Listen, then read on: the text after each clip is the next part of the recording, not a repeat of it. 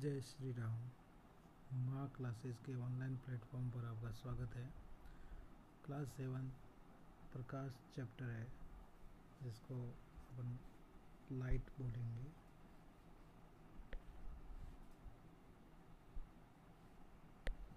Light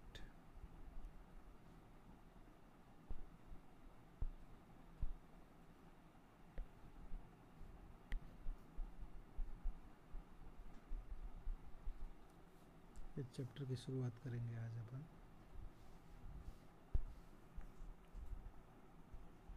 सबसे पहली बात है, प्रकाश हमको कहाँ से मिलता है? सूर्य से। कोई भी गाड़ी है उसका जो हेडलाइट है उससे, उसके अलावा टॉर्च से भी प्रकाश मिल सकता है।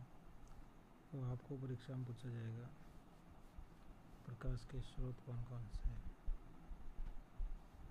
प्रकाश के स्रोत आपको ध्यान रखना, प्रकाश के स्रोत कौन कौन से।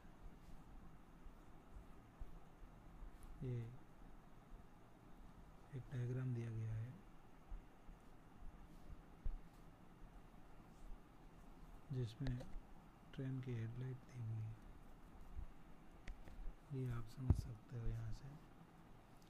उसके अलावा ये लाइट हाउस है जहाँ से बिजली का उत्पादन हुआ। मेन बात है आपके लिए, जो प्रकाश है वो किस प्रकार से सरल रेखा के अनुदिश गमन करता है, ये आपको ध्यान रखना है। प्रकाश सरल रेखा के अनुदिश गमन करता है। आपने प्रयोग के माध्यम से भी देखा होगा, एक मोमबत्ती का प्रयोग है जिसमें एक भाग दिया हुआ है सीधा, मोमबत्ती जलाई गई और सीधा देखा गया। दूसरे में यहाँ से मोड़ दिया गया। तो प्रकाश का जो गमन है वो एक सरल रेखा में होता है। दूसरी बात है, प्रकाश का गमन अगर सरल रेखा में होता है तो इस मार्ग में प्रकाश अवरोध हो गया। तो आप समझ सकते हो प्रकाश का जो गमन सरल रेखा में होता है उसको सिद्ध करता हुआ ये क्रियाकलाप है। विज्ञान के अंदर प्रकाश चैप्टर से फर्स्ट प्रश्न तो आपको ये ध्यान रखना है कि प्रकाश के स्रोत कौन से। दूसरी बात आपको ध्यान रखनी है, स्रोत के बाद अगर कोई प्रश्न बनता है तो वो आपके सीधा प्रश्न बनता है प्रकाश का गमन। प्रकाश का गमन तो ध्यान रखना, प्रकाश का गमन सरल रेखा में होता है। नेक्स्ट है प्रकाश का परावर्तन। तो ध्यान रखना, प्रकाश का परावर्तन जिसमें आपको परिभाषा पूछी जाती है प्रकाश के परावर्तन की। तो ध्यान रखना, प्रकाश का परावर्तन क्या है? प्रकाश की दिशा, प्रकाश की दिशा को परिवर्तित करने की एक विधि। किसी चमकदार पृष्ठ पर इस प्रकाश को डालेंगे तो कह सकते हैं जैसे प्रकाश की कोई दिशा परिवर्तित करनी है तो उसके लिए चमकदार पृष्ठ होना ज़रूरी है, जैसे कोई प्लेट है। या फिर कह सकते हैं वहाँ पे प्रकाश टकरा कर वो पुनः लौटेगा। जल हो सकता है, दर्पण हो सकता है। इस प्रकार से वो प्रकाश के पथ यानी कह सकते हैं रास्ता, जब प्रकाश के रास्ते को वो चेंज कर देता है आने वाली किरण को, तो आप समझ सकते हैं प्रकाश का परावर्तन क्या है। दर्पण से टकराकर या किसी चमकीले पृष्ठ से टकराकर प्रकाश किरण का पुनः लौटना, ये इस प्रकार से है। तो देखिए, प्रकाश का जो गमन है उसको हम समझ सकते हैं यहाँ से। जब दर्पण के ऊपर प्रकाश की किरण कोई पड़ती है तो दर्पण द्वारा प्रकाश की दिशा का परिवर्तन, दर्पण के द्वारा प्रकाश की दिशा का परिवर्तन, ये प्रकाश का परावर्तन हो गया। आप समझ सकते हो कि एग्जाम्पल के लिए जैसे ये कोई दर्पण है, एक भाग पॉलिश किया हुआ है और यहाँ से कोई प्रकाश की किरण आती है, ये टकराकर पुनः लौट जाती है, तो ये क्या हो जाएगा, प्रकाश का परावर्तन। इसके अंदर ये आप समझ सकते हो, ये कोई दर्पण, ये कोई भाग उसका पॉलिश किया हुआ और ये आने वाली किरण, ये जाने वाली किरण, ये आपतित किरण या परावर्तित किरण, इसके बीच में एक अभिलंब बन जाता है जो क्या कहता है कि आपतन कोण और परावर्तन कोण बराबर होता है। ये क्या है, इस डायग्राम में बताया है कि ये जो जल है, जल में वस्तुओं का परावर्तन कैसे हुआ। जैसे यहाँ पे जितने भी वृक्ष है उनका ये देख सकते हो आप, यहाँ पे रिफ्लेक्शन हो रहा है, परावर्तन हो रहा है। तो ये एक प्रकार से आप समझ सकते हो, ये जो है परावर्तन है, इसको अपन क्या कहेंगे, परावर्तन, रिफ्लेक्शन कहते हैं इसको, रिफ्लेक्शन। जैसे शेर का इस जल के अंदर रिफ्लेक्शन दिख रहा है आपको, तो ये उसका प्रतिबिंब है। हम इसको एक और शब्द दे सकते हैं, ये जो शब्द है वो प्रतिबिंब है, ठीक है, प्रतिबिंब। नेक्स्ट देखिए, वार्षिक परीक्षा के अंदर आपके पूछे जाने वाले प्रश्न क्या बन रहा है, इसमें वापस आपको बता देता हूँ। यहाँ से जो हमने पढ़ा है उसमें महत्वपूर्ण प्रश्न एक है प्रकाश के स्रोत, दूसरा आपके महत्वपूर्ण प्रश्न है वो है प्रकाश का गमन, और तीसरा आपके जो प्रश्न बनता है वो है परावर्तन की परिभाषा और परावर्तन को उदाहरण सहित समझाना, परावर्तन क्या है। नेक्स्ट चलिए आगे, ये एक्टिविटीज़ दी हुई है जिसको अपन समझ सकते हैं, इसमें क्या क्या बातें चीज़ ध्यान रखनी है।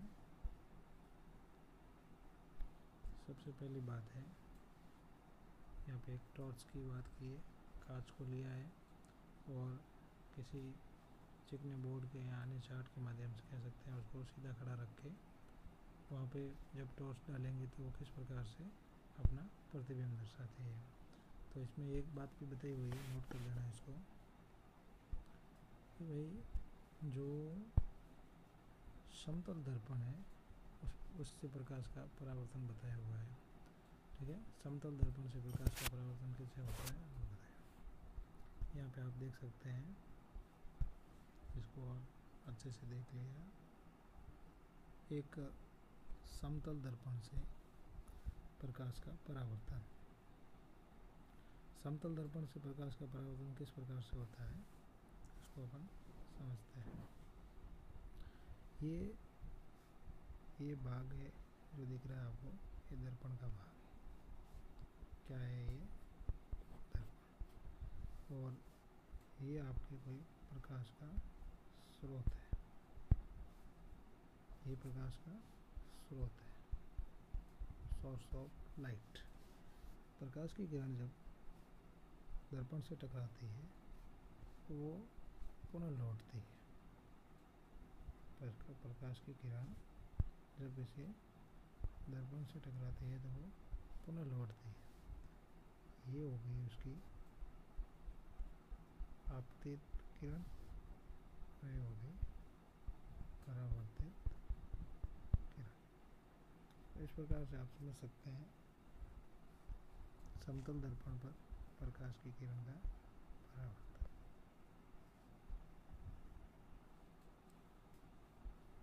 दर्पण पर पड़ने वाली जो प्रकाश की दिशा परिवर्तित कर दी। अब दर्पण को अपन चेंज करेंगे तो उसके साथ साथ और भी कोई परिवर्तन दिखेगा। नेक्स्ट देखिए, यहाँ से आपको एक प्रश्न मिलता है, प्रतिबिंब क्या होता है, जो मैंने अभी थोड़े टाइम पहले आपको समझाया कि एक समतल दर्पण के सामने जब हम कोई मोमबत्ती, टॉर्च, कोई भी चीज़ रखेंगे तो वो एक प्रकार से उसी के अंदर वापस अपने को प्रतिबिंब दिखता है, या फिर उसी प्रकार की मोमबत्ती अपने को दर्पण के पीछे बनी हुई दिखती है। तो दर्पण के पीछे ये जो प्रतीत हो रही है दर्पण द्वारा बनाया गया मोमबत्ती का, ये क्या है, प्रतिबिंब। अपन कह सकते हैं प्रतिबिंब एक प्रकार से उसकी ट्रू कॉपी है। जो चीज़ हम दर्पण के सामने रखेंगे, जैसे हम अपना दर्पण में चेहरा देखते हैं, तो ये दर्पण के अंदर जो अपना चेहरा है वो एक प्रकार से अपना क्या है, प्रतिबिंब। यहाँ से आपको नोट करना है प्रतिबिंब क्या है। उसके बाद नेक्स्ट है प्रतिबिंब भी किस प्रकार का बनता है वो ध्यान रखना है। समतल दर्पण के अंदर जब प्रतिबिंब बनेगा तो सीधा प्रतिबिंब सीधा बनेगा। वस्तु की जो साइज होती है उस साइज के बराबर बनेगा, और कह सकता है जो दूरी होगी, जितनी बिंब की दूरी होगी उतनी प्रतिबिंब की दूरी होगी। नेक्स्ट है, ये देख लिया आप, इसको आप अच्छे से समझ सकते हैं।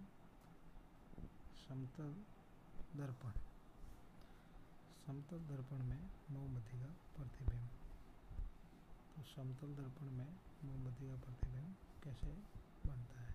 जब ये समतल दर्पण होगा तो ये समतल दर्पण के अंदर मोमबत्ती का ये जो प्रतिबिंब है, ये बिंब है और ये प्रतिबिंब है, ये पूरा क्या है, प्रतिबिंब। तो आप समझ सकते हैं ये प्रतिबिंब और ये बिंब। तो जितना ये दूर है उतना ही अंदर की साइड वो दूर बनेगा, और जितनी इसकी साइज दिख रही है ये साइज बराबर है। तो अपन कह सकते हैं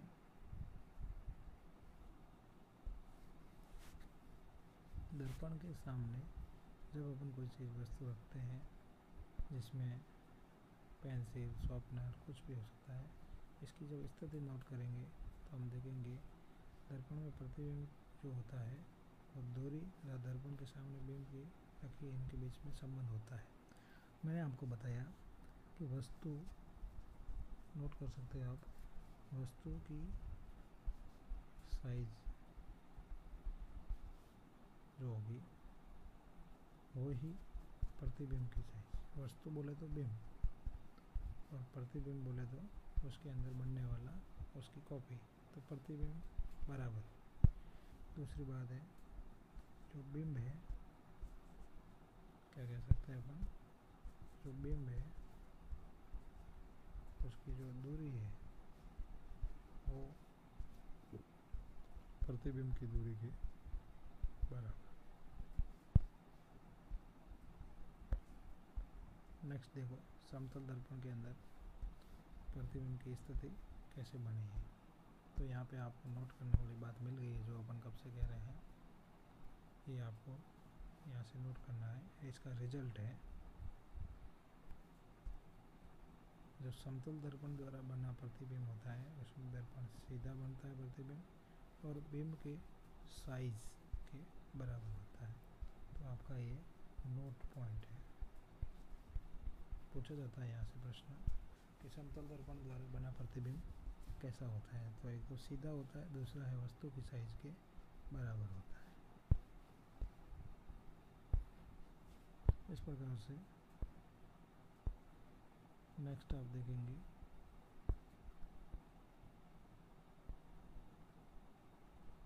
अगला पॉइंट अपना स्टार्ट हो जाता है यहाँ से। दक्षिण या वाम, दक्षिण या वाम में आप ध्यान रखना। जब हम समतल दर्पण में कह सकते हैं कि अपना चेहरा देखते हैं तो आपको किस प्रकार से दिखता है वो ध्यान रखना है। तो सबसे पहली बात है,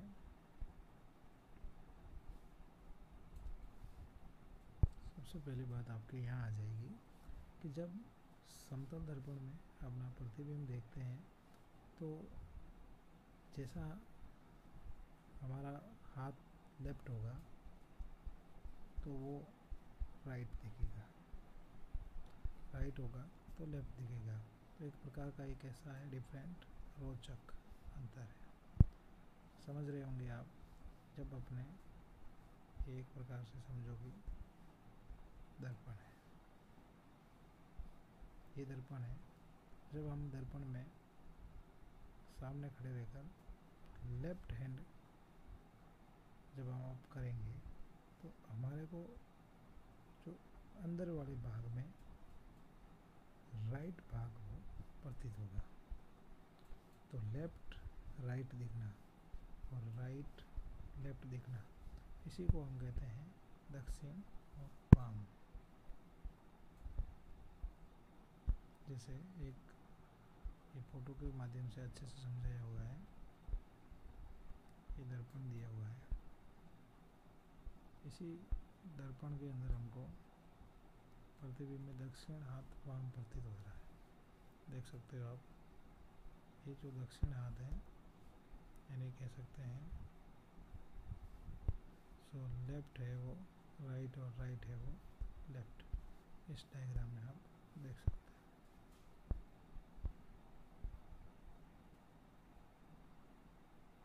एक अपने एक बढ़िया सा एग्जाम्पल आता है सामने कि जो एम्बुलेंस गाड़ी होती है जिसको हम कह सकते हैं आपातकाल में मरीजों को जो लेके जाती है वो गाड़ी है। उसमें ये नाम जो लिखा हुआ होता है वो जो साइड मिरर होता है, जो एक प्रकार का उत्तल दर्पण होता है जो आगे बढ़ेंगे हम, वाहनों के चालक पथदर्शी दर्पण के पीछे देखने वाले में होता है। रोगी वाहन एम्बुलेंस स्पष्ट पढ़ सकते हैं, इसलिए ये नाम होता है जो समतल दर्पण के सामने नहीं रखा जाता, जबकि उत्तल दर्पण के अंदर उसको पढ़ा जाता है। क्योंकि समतल दर्पण के अंदर सीधा होता है, जबकि गाड़ी के अंदर वो नाम लिखा हुआ होता है वो उल्टा लिखा हुआ होता है। इस प्रकार से हम देख सकते हैं ये रोगी वाहन कह सकते हैं जिसको, एम्बुलेंस नाम ऐसे लिखा हुआ होता है। ये एम्बुलेंस नाम जो है इसको जब अपन किस में देखेंगे, एक प्रकार से जब हम इसको मिरर में देखेंगे उत्तल दर्पण में तो ये ऐसे इस प्रकार से दिखेगा अपने को AM BULANC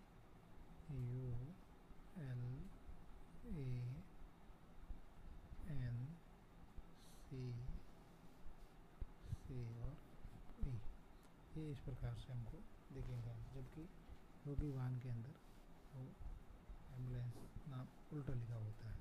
जब हम इसको उत्तल दर्पण से देखेंगे तो हमको ये नाम इस प्रकार से दिखेगा। ये आपको समझ में आ गया होगा। नेक्स्ट देखो,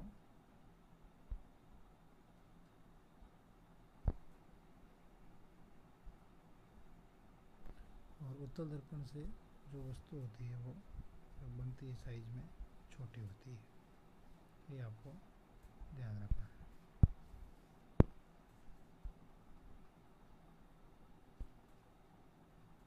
अब है अगली क्लास में हम देखेंगे गोली दर्पण। तो गोली दर्पण के बारे में